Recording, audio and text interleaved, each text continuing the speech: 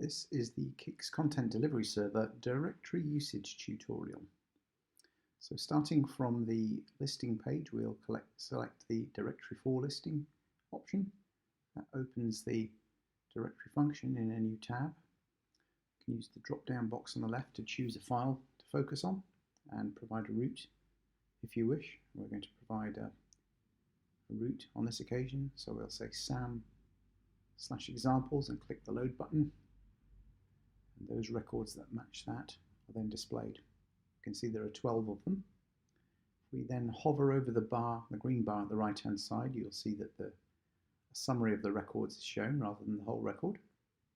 And we can put a further filter in there if we wish.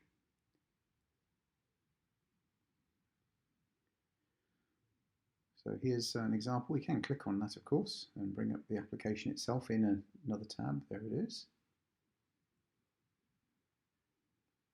And we can do a search of the records. But before we do that, we'll refresh the screen by clicking that icon there. This is a fresh directory listing page. And we'll select the RGR file. Look at the rgraph details. We'll just load up all the records.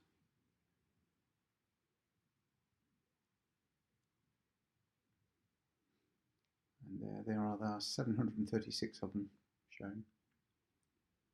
So on this occasion we'll do a search amongst these records, and we'll simply look for other URLs in here for those that contain the character string PNG.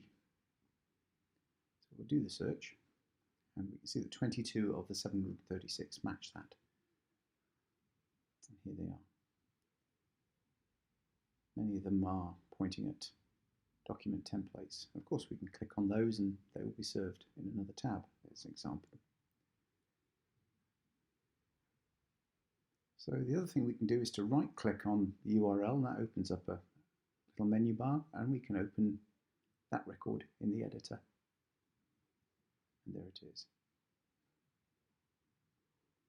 So that concludes this short tutorial into the directory listing function.